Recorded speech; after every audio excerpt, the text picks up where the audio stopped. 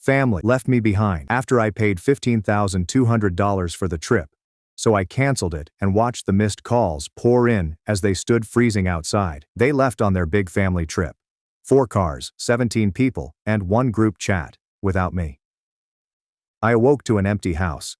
When I called, Mom remarked, "We thought you were in the van with your cousins." I responded, "Nothing." 2 hours later, my sister mistakenly texted me a snapshot intended for her friend. "He's really not here. OMG, our plan worked." I just answered, "Merry Christmas." Then I discreetly canceled the $15,200 appointment. Then came step 2. At 8:03 a.m., I had 101 missed calls. Someone just said, "Emergency." "It must feel good not being included," my uncle observed last Christmas, half laughing, half serious, after I offered to pay for the family dinner. "It makes things easier when people forget you." I assumed it was a joke. I also laughed. But now I realize it wasn't. This year, on December 23rd, I awoke to a silent house. There were no messages, no knocking, no breakfast smells. Just a thick blanket of silence that felt like insulation. The living room was clean, with the exception of a stray charging wire and 2 pine needles near the door. My suitcase was still in the hallway, unopened from the previous work trip. My toothbrush dry, and my wallet untouched. I believed I was dreaming or that they were running late, so I called. Mom picked up on the second ring as if she hadn't expected it. I asked, "Hey, where is everyone?" There was a pause, the kind that surges like water behind a dam. She explained, "We thought you were in the van with your cousins." I said, "Nothing." Just like that. 17 people, 4 automobiles, 1 massive family trip, and no one knew I wasn't present. Not a single call, no check-in, not even a saved seat. She went on, "I swear I thought Henry told me you were in the car too." Maybe there was a mix-up. Another lapse in stillness. Then I hung up. I did not yell. I didn't ask why I wasn't in the group chat, why I wasn't involved in the planning, or why I helped pay for the Airbnb in the mountains. Yes, I had $15,200 on my credit card, and it was still not counted. 2 hours later, my phone lit up. It was a screenshot from my sister Lily. I could tell that was intended for someone else, maybe her buddy Caitlin. It displayed the group chat with 17 names and a pinned message outlining the itinerary. Her text said, "He's really not here. OMG, our plan worked." I simply stared at it. I didn't write back immediately. I did not call her. I simply sat down at the kitchen table, opened my laptop, entered into my Airbnb account, and quietly canceled. The reimbursement was completed in seconds. The money would be returned to my card within 3 to 5 business days. Then I returned one message. "Merry Christmas." No punctuation, no emojis, no rage, just a line they'd remember. 30 minutes later, my phone started vibrating. 42 missed calls, followed by 70. Then one message simply stated, "Emergency." I turned off my phone, because it was time for stage 2. Dad made the first call, which I answered. His voice sounded harsh, like if he'd been yelling before. "What did you do? You canceled the whole house." "No," I said quietly. "I canceled my booking. It just happened to be the entire booking, because it was on my card." "You think this is a joke?" he snarled. "There are 17 people standing outside a cabin in the snow." "You think I'm a joke?" I asked, then hung up. I turned my phone back on after an hour. The panic had escalated to an orchestral level by that point. I missed calls from my mother, Aunt Marianne, Cousin John, Lily, and even her boyfriend Henry, who had evidently joined the family before I could even obtain a group invite. I did not respond. I just watched. Because for the first time in years, I wasn't racing to repair what they'd broken. They didn't expect me to share my backstory. For 3 years in a row, I paid for every holiday rental. "We'll send you our share later." Every birthday present for cousins is on me. Who did Lily call every time her automobile broke down? Not because I was her brother, but because I was the default option. Mom once told me, "You are the responsible one, which is why we rely on you." Number I was the silent one. That's why they assumed I wouldn't fight back. They treated me like a credit card that never expires. False apologies and actual lies. By Christmas Eve, they were desperate. She sent a message. "We didn't mean to exclude you. There was just a lot going on with Lily's kids and Henry's visa. Please, let's not ruin Christmas." I didn't respond. Lily posted to Instagram from a rural cafe near the mountains. Black coffee, tangled hair, and a caption. Family means not always agreeing, but always forgiving. I laughed. All of the comments expressed sympathy. Stay strong, babe. Hope things calm down soon. People reveal themselves when it matters the most. Then I saw it. A narrative from her private account, which I wasn't meant to follow anymore. Screenshot of our family group chat, minus myself. The caption goes, "He's finally out. Can't believe it took this long." A photo of the Airbnb refund email is included below, the one I received. They planned it. I knew I'd fund the trip. I knew I would be excluded. And they assumed I would still pay. I reviewed my statements. Not only Airbnb. Lily had utilized my Netflix, Spotify, and Amazon Prime accounts, as well as multiple next-day hiking gear orders. None of this is for me. None of it is with me. But it's all on my tab. Then I saw it. A $780 charge to an Aspen ski rental shop. I'd never even gone skiing. They had utilized my login, autofilled card, and identity. I took screenshots of everything. Then I examined the family group chat from 2 years ago, when Lily begged me to help her consolidate her debt. Just for 3 months. It had reached 31. Silence became sabotage. I made a post on Christmas night. Not made public. Not yet. Just a close friend's story, with a screenshot of the refund confirmation and this caption. Turns out I wasn't as invisible as they thought. By the next morning, I had received messages from folks I hadn't heard from in years. Uncle John's reaction. "Hey man, I had no idea they didn't invite you. That's not right. I just came because they claimed you couldn't make it. Aunt Marianne, you were paying for everything. I thought your parents had covered the house. I am shocked, but the true gold came from Henry, Lily's lover and tag-along prince." He texted me nervously at first. Then he wrote, "Dude, I didn't know about any of this. I thought you were just staying back for work. Lily said you volunteered to cover Airbnb. Then she said you didn't like being around people anymore. That you were fragile." Fragile. Dad used the same word last year when I informed him I was burned out at work. Fragile boys don't last long in real life. Henry's revelation blew everything open. Henry called that evening, his voice unsteady. He told me everything. Lily had been planning the ideal family vacation since October. Her words, not mine. She described it as her Christmas rebrand. New feeling, new family structure, no drama, which presumably meant no me.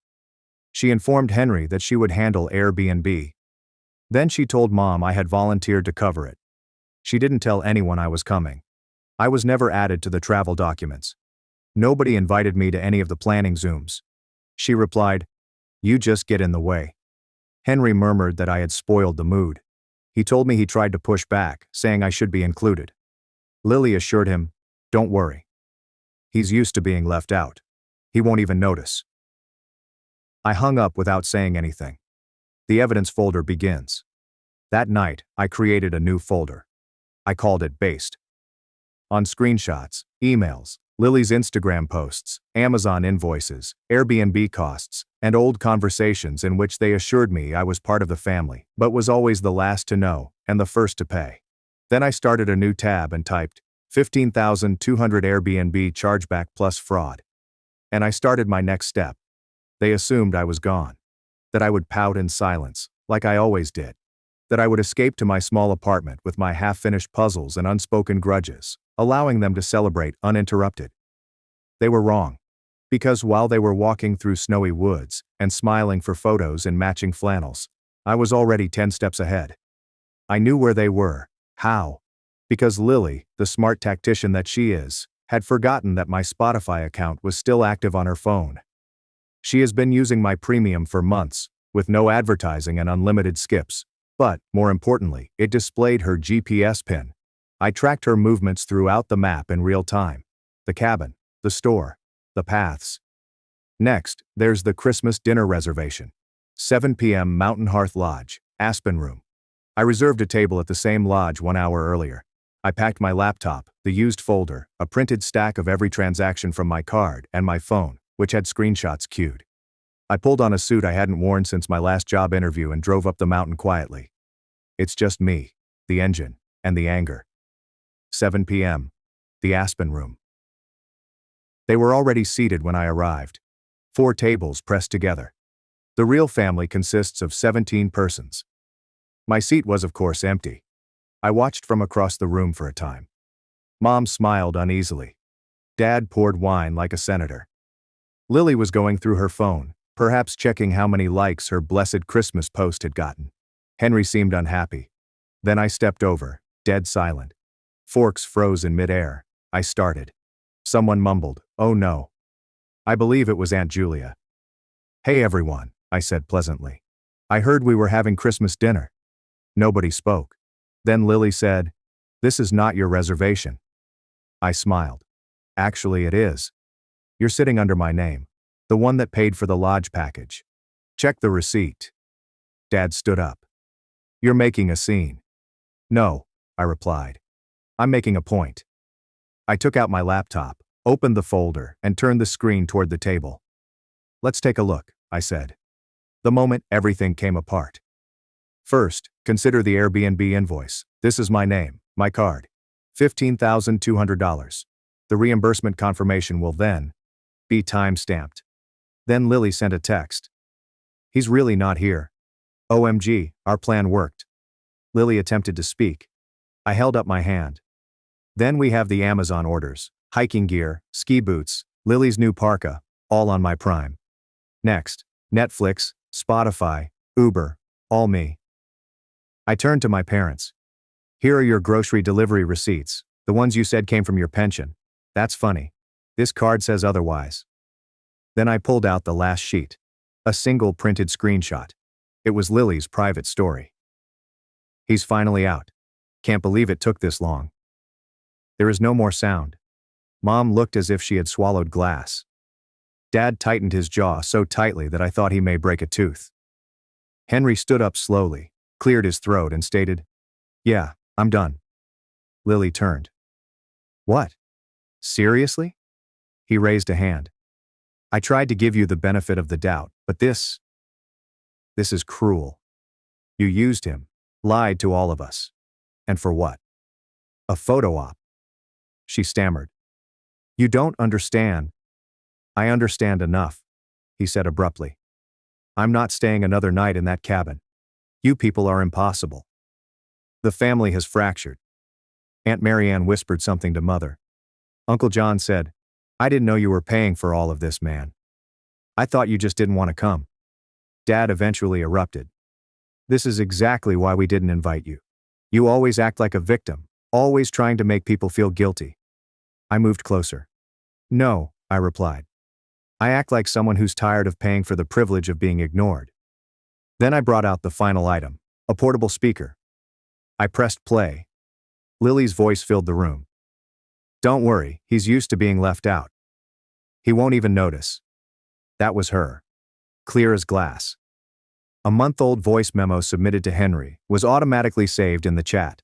Lily rushed forward. "Turn it off." I turned it up. Mom stood up. "Please, we can talk about this." "No," I replied. "Talking time is over." Then I took out a single card, business card size, basic serif font. It reads, "This dinner was paid for by the one you left behind. Bon appetit." I placed it in the center of the table, closed my laptop, and walked away. Behind me, I heard chairs scrape, a plate clatter, and someone murmur, "Jesus Christ." Outside, snow had just begun to fall. By the time I returned to the city, my story had already begun to resonate through the gaps. Henry drove straight home after supper and wrote a short but passionate post. Sometimes you find out too late that the people closest to you are capable of orchestrating cruelty like it's a holiday plan. He did not name anyone. He did not have to. People connected the dots quickly. I went public. The next morning, I created a thread. No dramatic caption. Just this. They left for a large family trip, 4 automobiles, 17 people, and 1 group chat without me. I awoke alone in the house I had paid for. 2 hours later, I received a message from someone else. "He actually isn't here. OMG, our strategy worked." So I canceled the $15,200 booking, and then I hit play on reality. Below are screenshots of transactions, the voice memo, the messages, the lodge receipt, and my final dinner table photo, which shows 17 people transfixed in silence as I walked away. It blew up. Thousands of likes, retweets, comments, and direct messages. Everyone shared their own stories. The sibling who always paid. Parents that use guilt to control children. The relatives who only knew your name when the rent was due. Somebody wrote, "You didn't just cancel Christmas. You reclaimed it." Mom texted me the next evening. "Please delete that post. People are calling. We're embarrassed. This wasn't supposed to go public." Then, "Your father says you've gone too far. He's thinking of talking to a lawyer." Lily hasn't stopped crying. I did not respond. Lily messaged the following day as well. Only one line. "You ruined everything." I finally responded, "No, Lily." I revealed it. A new type of Christmas. On December 26th, I shared a video. It's just me. One chair, white background, calm voice. "I didn't want to do this, but you cast me as the villain before I even saw the script. You organized a trip with my money, but without my name. Then I laughed while I wasn't present. So here's the truth. Not for vengeance, but for the record." I laid it out. The quiet years of being the reliable one. They'd used me, alienated me, and then attempted to gaslight me into silence. I played the voice memo. I concluded with this. If you're watching this, and you've ever been the one left behind, here's your sign. It's not your fault. It's theirs. The video received 3 million views in a week. They attempted to save face. Dad issued a half apology on Facebook. Families fight. But real men don't air dirty laundry. Uncle John commented, "Should have just invited him." Lily attempted to turn. She shared an Instagram story with a black screen. "People change when you stop letting them manipulate you. I see clearly now." I laughed aloud. She made a concerted effort to position herself as the story's victim. She wrote, "The unexpected reaction." Then something unusual occurred. 3 of my younger cousins, the quiet and unnoticed ones, messaged me separately. They all said something similar. "Thank you for saying what we couldn't." Someone even said, "I saw myself in your video. I thought I was crazy. Now I know I'm not." That impacted me more than anything. This wasn't simply my tale. It was a plan for getting out. Then came the business offer. I received an email from a content platform that I had never heard of. They promised to adapt my experience into a short docu-series. Anonymous. Narrated. Visualized. I said yes, with one condition. I don't want to be famous. I want people like me to feel seen. They agreed. Then another email arrived. From a law firm. Not for me. For them. Lily apparently used my name and financial information on a health insurance application to obtain greater coverage. Fraudulent. Traceable. Legal implications are pending. No more silent generosity. On New Year's Eve, I shared one final story. A photo of my apartment. Pleasant and clean. A glass of wine sits on the windowsill. Caption. This year, I unwrapped the truth. And it was better than anything I ever got under the tree. No likes from the family. Only strangers' hearts. And a few pals I didn't know I had. I spent the night alone, watching fireworks, and I've never felt so free. On January 3rd, I changed my number. There's no warning. No goodbye messages. Yes, just in case you need me. I let it die, like a forgotten voicemail on a phone that no longer charges. I watched the last few messages arrive like clockwork. Lily asked, "Are you really going to erase all of us?" Dad replied, "You made your point. Now act like a man and fix this. Your mother. You're still my son. That matters more than anything, doesn't it?" Number it does not. Because what I eventually realized, what burnt through every last excuse in my chest, was that love never included me. I was included because of its usefulness. The second I stopped paying, absorbing, and apologizing, I was no longer a family member. I was making noise, an issue, a danger to their narrative. I didn't ignore them. I outgrown them. I signed the lease for a new place, downtown, 27th floor, south-facing windows. There are no spare bedrooms. There's no couch big enough to crash on. The first item I unpacked was a photo of me during dinner, just before I walked away from the table of 17. I framed it. I hung it in the hallway. Not as a trophy, but as a reminder.